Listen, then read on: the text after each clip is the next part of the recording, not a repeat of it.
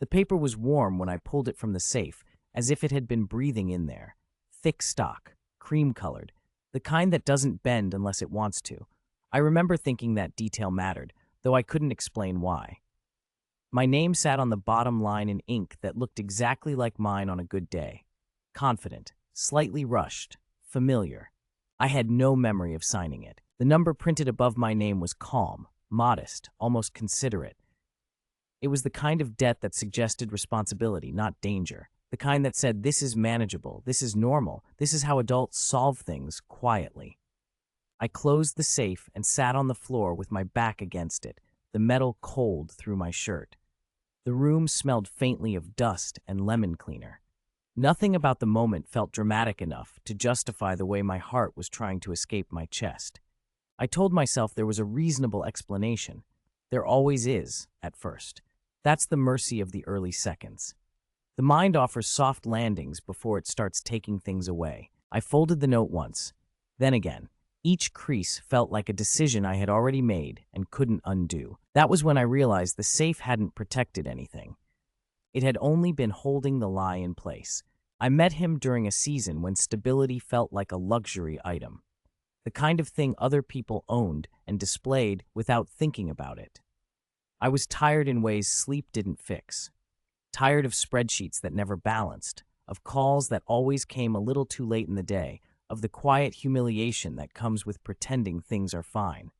He noticed that without asking. He had the demeanor of someone who didn't rush trust, but expected it eventually, like gravity. When he spoke about money, it wasn't numbers first. It was stories. People he'd helped out of tight corners, situations that resolved themselves once the panic died down. He never said rescue. He never said leverage. He spoke in tones meant to lower blood pressure. The first time he mentioned promissory notes, it was casual, almost academic. A safe instrument, he said. Old-fashioned, clean, none of the ugliness of modern debt. Just agreements between adults who respected each other enough to put things in writing. I remember nodding, relieved by how boring it sounded. The help came quickly after that, though it never felt rushed. A bridge amount, a temporary float, words like that. He framed it as something that would keep me from making desperate choices. I didn't hear the irony at the time. I heard care. I heard competence. I heard someone willing to sit in the mess with me without flinching. He never pushed paper across the table, never asked for a signature in front of him. He said he trusted me, said paperwork had a way of complicating simple arrangements. He preferred to handle the administrative side himself, make things easy, reduce my stress. I let him. That detail matters more than I want it to. When the first note appeared, I didn't question it. It arrived already filed, already dated, already tucked into the logic of my life. It felt like discovering a receipt for something I vaguely remembered buying. The signature looked right. The terms were fair. I even felt a flicker of gratitude for how responsibly it had been structured. I told myself this was adulthood, that this was what solving problems quietly looked like. What I didn't notice was how often he reminded me of how much worse things could have gone. How many favors he had quietly saved me from needing. How many people would have panicked where he stayed calm. By the time the second note surfaced, the idea that something might be wrong felt disloyal. Suspicion would have meant reevaluating not just the paper, but the relief. And I wasn't ready to give that up. So I adjusted. I rationalized. I folded the unease into the same mental drawer where I kept overdue worries and unopened mail. I told myself trust was a muscle. That discomfort was just growth. I didn't realize I was being trained to ignore the sound of my own alarm. The pressure didn't arrive loudly. It arrived politely, in reminders that carried smiles in their punctuation, in timelines that felt reasonable until they stacked on top of each other and blocked the light. More notes appeared, each one impeccable, each one bearing my name in that same convincing hand. The signatures never wavered. They didn't tremble. They didn't hesitate. They looked like a version of me who had always known what he was doing. I started keeping my own copies, comparing them late at night like forensic evidence. I looked for inconsistencies, slants, pressure marks, anything that would give me permission to say this isn't mine. The paper never betrayed him. When I asked questions, he didn't bristle. That was the most disarming part. He welcomed them. reassured me with patience that made my doubt feel childish.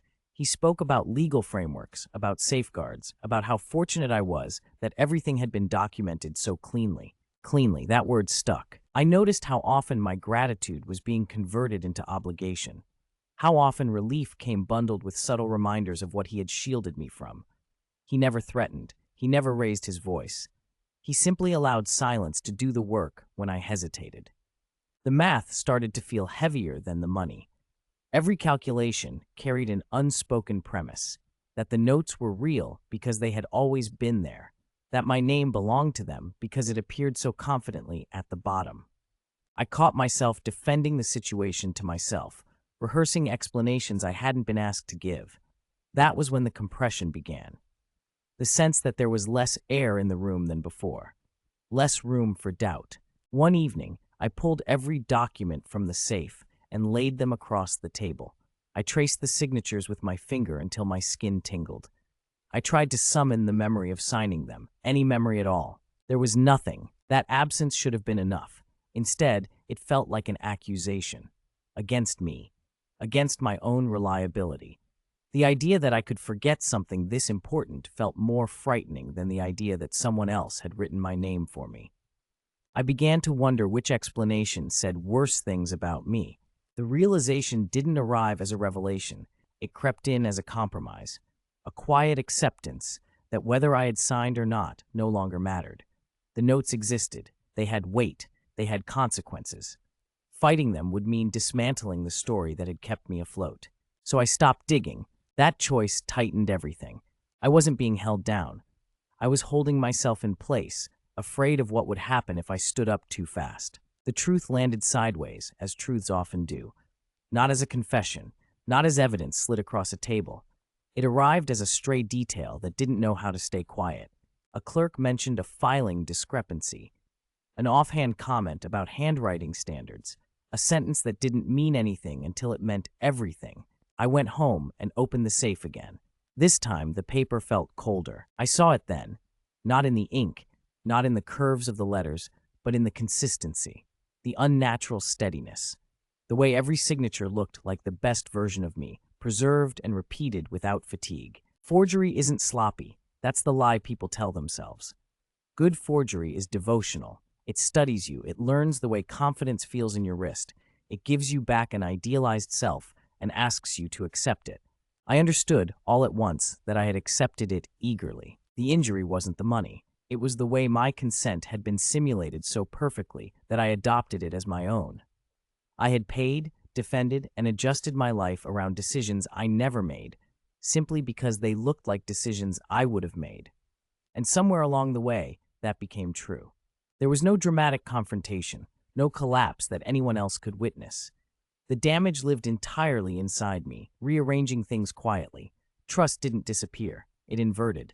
Every moment of relief I remembered now carried a shadow version beside it, identical and rotten.